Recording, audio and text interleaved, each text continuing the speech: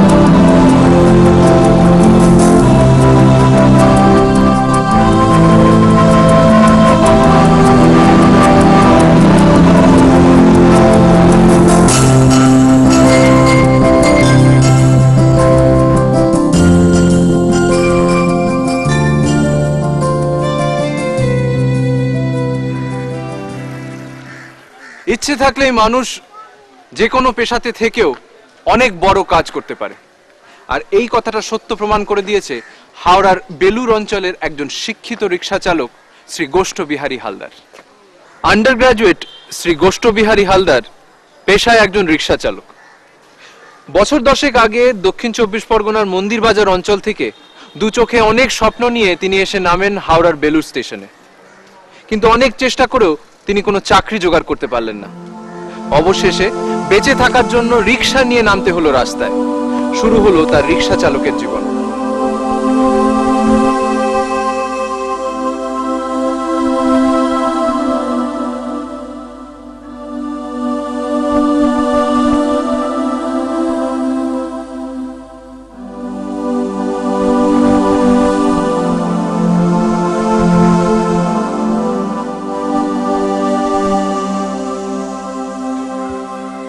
আমাদের গোষ্ঠবাবু 1986 সালে 5 নং হাই স্কুল থেকে মাধ্যমিক পরীক্ষা পাশ করেন। তারপর 1988 সালে হটুগঞ্জ MNK হাই স্কুল থেকে উচ্চ মাধ্যমিক পাশ করেন। তারপর তিনি ডায়মন্ড হারবারের ফকিরচাঁদ কলেজে বিকমে ভর্তি হন, কিন্তু আর্থিক সমস্যার জন্য তার বিকম পরীক্ষা দেওয়া হয়নি। মাধ্যমিক পাশ করার পরে আমি 1986 সালে মাধ্যমিক পাশ করিনি, আর ঠিক সেই সময় থেকে আমার বাবা নিরুদ্দেশ হয়ে যায়, যে আজও পর্যন্ত নিরুদ্দেশ। তো পুরো সংসারের দায়িত্বটা আমার উপরে বর্তায়। তো অত দুঃখের মাঝখানেও কিন্তু আমি মাধ্যমিক খুব ভালোভাবে পাশ করলাম। তারপরে হটুগঞ্জ MNK হাই স্কুলে হাই সেকেন্ডারি কমপ্লিট করলাম। তারপরে যখন ডায়মন্ড হারবার ফকিরচাঁদ কলেজে গ্র্যাজুয়েশন কমপ্লিট করতে যাব, কিন্তু সেই সময় আমার সংসারের চাপটা আরও বেশি করে আমি অনুভব করতে পারি, কারণ ছোট ছোট ভাই বোন, তাদের মানুষ করতে হবে। তো তারপরে আমি ওখান থেকে বাড়ি থেকে বার হয়ে চলে এলাম একটা কাজের সন্ধানে। তো কাজের সন্ধানে আমি বিভিন্ন জায়গায় ঘুরে, ট্রেনে করে ঘুরে ঘুরে লাস্ট এমন একটা পজিশনে এসে গেছে যে আমার কাছে পয়সাও ছিল না যে আমি ট্রেনে উঠবো বা টিকিট কাটবো বা কিছু খাবো। ওই অবস্থায় হাওড়া থেকে ট্রেনে আমি উঠেছি, আমার গন্তব্যস্থল কোথায় জানি না, যে ভাবছি যদি কোথাও কোনো কাজ পাই বিভিন্ন স্টেশনে, বিশেষ করে লিলুয়া হাওড়া ইন্ডাস্ট্রিয়াল এরিয়ায় কোনো কারখানা যদি কোনো কাজ টাজ পাই, কিন্তু কোনো কাজ পেলাম না। তখন আমার নিজের মনে মনে অনুভব করলাম, আরে বাবা আমি তো বেটা ছিলাম, রিক্সা চালিয়ে তো কিছু করে খেতে পারি।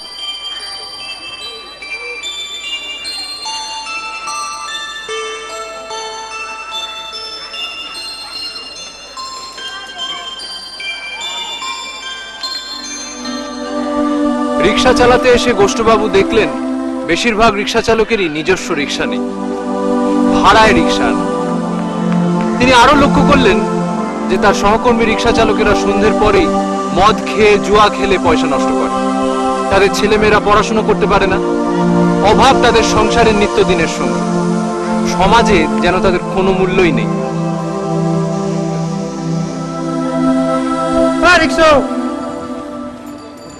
যাবি? কোথায় যাবেন বাবু? এই বেলুর স্টেশন। বসুন, চলুন।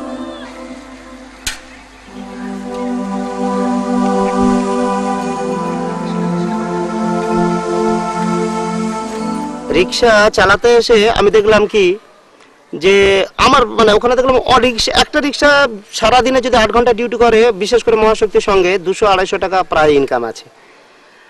কিন্তু তাদের দেখছি যে ওই ইনকাম আছে, কিন্তু যে অভাব সেই অভাব। ওই 200-250 টাকা ইনকাম করেও একটা নিজস্ব রিক্সা অনেকে করতে পারেনি। সেই ভাড়ার রিক্সা, সারাদিন রিক্সা চালায়, 15 টাকা বা 12 টাকা বা 20 টাকা সেইভাবে ভাড়া দিয়ে ওরা রিক্সাটা চালায়।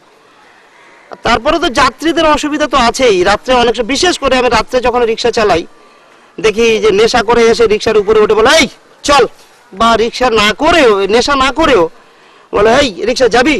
হয়তো আমি গেলাম, ভাড়া পেলাম, গিয়ে আবার দেখি অনেক সময় মানে ভাড়া না দিয়ে মারধর আরম্ভ করে দেয়।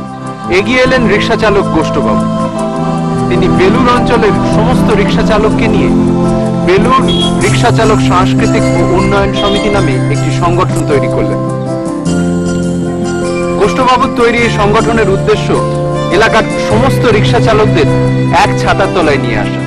দেখি যে বেশিরভাগ রিক্সা চালক ভাড়া রিক্সা চালায়। তো আমরা কি করলাম, পরিকল্পনা নিলাম যে ওদের যদি আমরা রিক্সা কিনে দিতে পারি তাহলে দৈনিক 25 টাকা করে দিয়ে 1 বছর পরে গাড়িটা তাদের নিজস্ব হয়ে যাবে।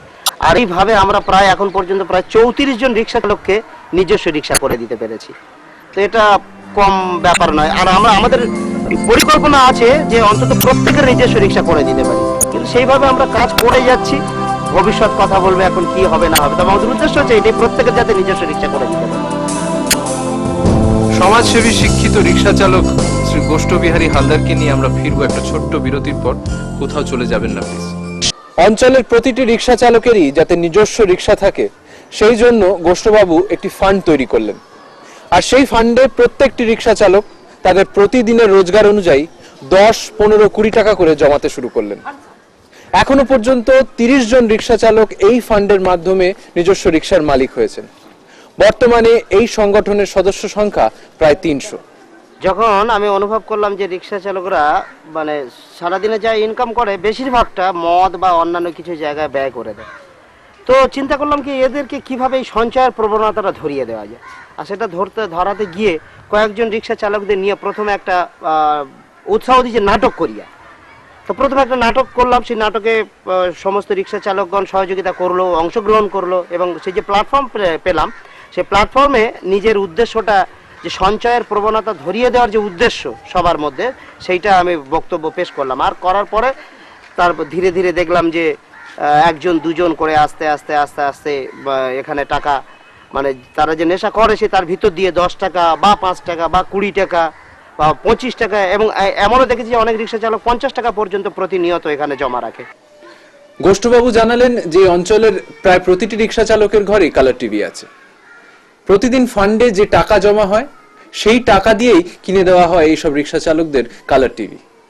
গোষ্ঠবাবু আরো জানালেন যে সন্ধ্যের পর এইসব রিক্সা চালকেরা যাতে মদ বা জুয়ার আড্ডায় না গিয়ে পরিবারের সাথে টিভি দেখে সময় কাটাতে পারেন, সেই জন্যই এই ব্যবস্থা।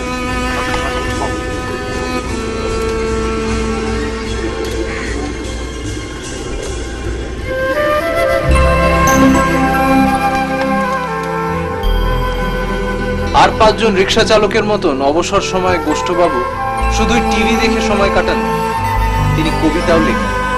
আর তার এই কবিতা বহু পত্রপত্রিকাতেই প্রকাশিত হয়েছে। আমি একজন রিক্সা চালক, রিক্সা আমার বাহন, আমি তার বাহন।